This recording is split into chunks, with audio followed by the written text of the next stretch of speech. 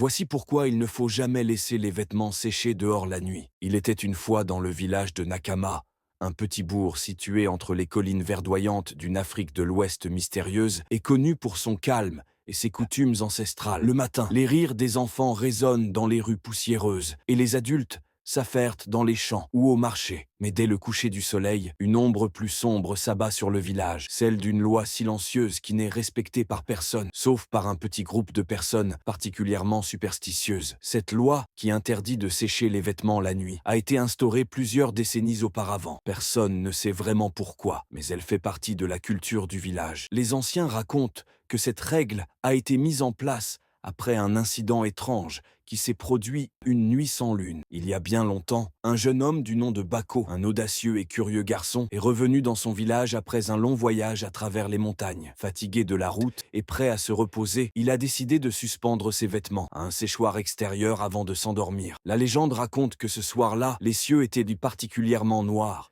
et un vent étrange soufflait dans la vallée. Bako, inconscient des conséquences de son acte, a laissé ses habits suspendus au séchoir, sans prêter attention à l'avertissement de la vieille Nyane, la sage du village. Cette dernière l'avait toujours dit, ne laisse jamais tes vêtements sécher après la tombée de la nuit. Il y a des forces qui se réveillent dans l'obscurité, et elles ne sont pas contentes de ce genre de défi. Mais Bako, trop sûr de lui, haussait les épaules. La nuit est passée, et au matin, lorsque les villageois se sont levés, un spectacle effroyable les attendait. Les vêtements de Bako étaient pleins de déchirures, comme si quelque chose de sauvage les avait attaqués. Pire encore, Bako avait disparu. Les recherches n'ont rien donné, et personne ne l'a jamais retrouvé. Cependant, à l'endroit exact où il avait suspendu ses habits, on trouva des traces de pas étranges, laissant derrière eux des symboles inquiétants sur le sol. C'était comme si une entité invisible avait pris possession de l'endroit. Depuis ce jour-là, les anciens ont institué cette loi: ne jamais sécher ses vêtements la nuit.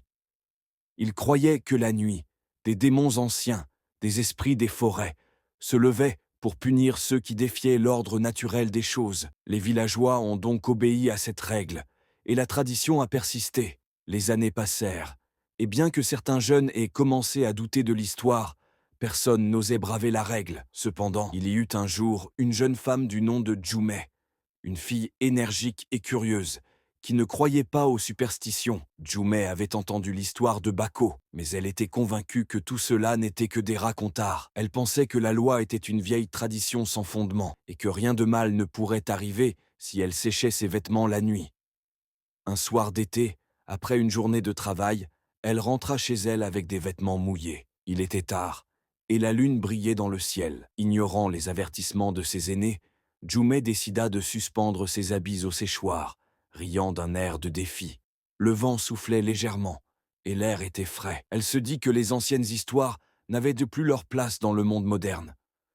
Au matin, la scène était encore plus effrayante que celle de Bako des années auparavant. Non seulement les vêtements de Jume étaient détruits de manière inexplicable, mais des marques profondes, comme des griffures de créatures invisibles, étaient moins visibles sur le sol autour du séchoir. Jume, tétanisée, se rendit compte qu'elle avait enfreint la loi ancestrale. Mais ce n'était pas tout. Au moment où elle s'approcha du séchoir pour ramasser ses habits, elle entendit une voix gutturale, profonde, comme un murmure provenant de l'ombre de la nuit. La voix lui dit: « Tu as défié les lois du village, et maintenant tu en subiras les conséquences. » Jume n'eut pas le temps de réagir que, dans un tourbillon de vent, une silhouette noire s'éleva du sol, comme une brume sombre. L'entité se dirigea vers elle, et dans un éclair de lumière, elle disparut. Le village fut en émoi. Jume disparut, tout comme Bako avant elle. Les aînés, choqués et fâchés, organisèrent une réunion. L'ancienne Nyane, maintenant âgée, expliqua que les esprits des ancêtres veillaient sur la communauté. La loi sur le séchage des vêtements la nuit n'était pas simplement une tradition. Elle faisait partie de l'harmonie sacrée du village avec les forces invisibles. Quand cette harmonie était perturbée, les conséquences étaient inévitables. L'histoire de Jume et de Bako nous enseigne que certaines lois, bien qu'elles puissent sembler anciennes et inutiles, sont là pour une raison. Elles sont le fruit de l'expérience et de la sagesse des ancêtres, qui ont vécu des événements mystérieux et qui ont trouvé des solutions pour protéger leur communauté. Ignorer ces lois peut sembler anodin, mais cela peut mener à des conséquences imprévues. Dans ce cas, le respect des traditions et des avertissements donnés par nos aînés n'est pas juste une question de superstition, mais de respect de l'ordre naturel et des forces invisibles qui nous entourent. Le respect des anciennes coutumes et la prudence sont essentiels dans une société. Ce n'est pas seulement une question de croyance, mais aussi d'harmonie entre les hommes et la nature. Ainsi se termine notre histoire, une légende du village de Nakama, qui, bien que remplie de mystères, nous rappelle l'importance de respecter ce qui a été transmis à travers les âges. Alors, la prochaine fois que vous vous retrouverez devant un séchoir par une nuit sans lune, réfléchissez bien avant de sécher vos vêtements. Certaines règles sont faites pour être respectées, même si elles semblent incompréhensibles. N'oubliez pas de liker et de vous abonner pour plus d'histoires fascinantes de l'Afrique.